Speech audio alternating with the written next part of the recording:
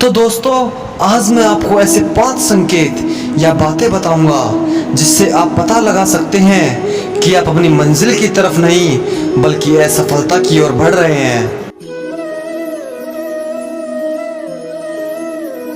यदि आप अपनी मंजिल की ओर एक बहुत अच्छी प्लानिंग के साथ आगे बढ़ रहे हैं और अपने गोल की तरफ बढ़ते समय यदि आप ये महसूस करते हैं कि एक और नया गोल बना लिया जाए, तो उस नए गोल को भी आप अपने पुराने गोल के साथ जोड़कर उसे न्यू गोल पर भी कार्य शुरू कर दिया जाए और दोनों को एक साथ अचीव कर लिया जाए, तो ये आपका यह सोचना इस बात का सबसे बड़ा संकेत है कि अब आप सफलता की ओर नहीं बल्कि असफलता की ओर बढ़ने लगेंगे। ऐसा इसलिए होगा क्योंकि कोई भी व्यक्ति एक समय में यदि एक लक्ष्य को साथ लेकर आगे बढ़ता है तो वह उस लक्ष्य पर बहुत अधिक फोकस कर पाता है और उसके सक्सेस होने के अवसर बहुत बढ़ जाते हैं। लेकिन जब 2 या 2 से अधिक लक्ष्य एक साथ लेकर कोई व्यक्ति आगे बढ़ता है तो उसका फोकस किसी एक गोल पर नहीं रह पाता और ऐसा व्यक्ति भटक जाता है और अंत में असफलता उसके हाथ लगती है।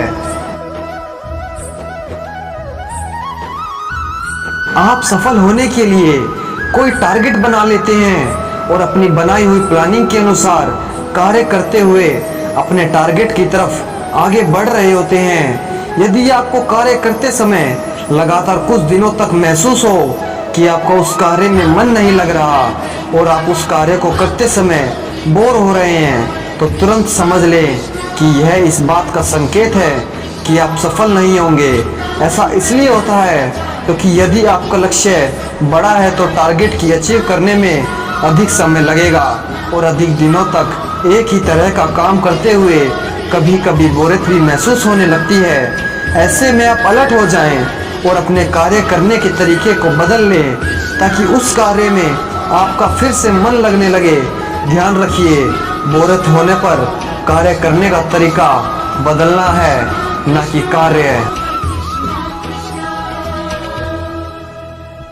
अधिकतर लोग लापरवाही की वजह से असफल होते हैं। सोचिए, यदि कोई व्यक्ति कोई गोल सेटिंग करता है और उसे प्राप्त करने के लिए एक बहुत अच्छी प्लानिंग बनाता है, अब यदि अपने गोल की तरफ बढ़ते समय वह अपनी प्लानिंग को सही से फॉलो नहीं करता तो लापरवाही शुरू कर देता है। वह सुबह के कार्य शाम के लिए टाल देता है और शाम के कार्य अगले दिन के लिए टाल देता है। ऐसे में उसके सक्सेस होने के कितने चांस होंगे? जी हाँ, उसके सफल होने के चांस बिल्कुल खत्म हो जाएंगे।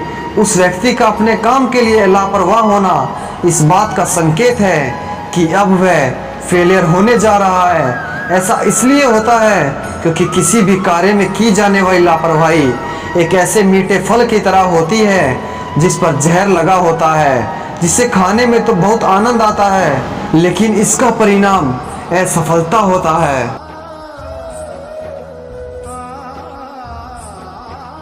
लक्ष्य बनाने के बाद प्रत्येक व्यक्ति फुल एनर्जी और उत्साह के साथ कार्य करना शुरू करता है, लेकिन कुछ ही दिनों बाद वह उत्साह या जोश लगातार कम होता चला जाता है।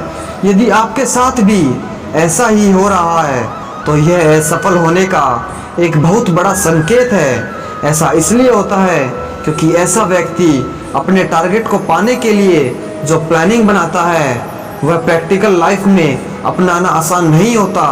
प्लानिंग ऐसी होनी चाहिए जो आपकी लाइफ के हिसाब से आसानी से और पूरी तरह अपनाई जा सके।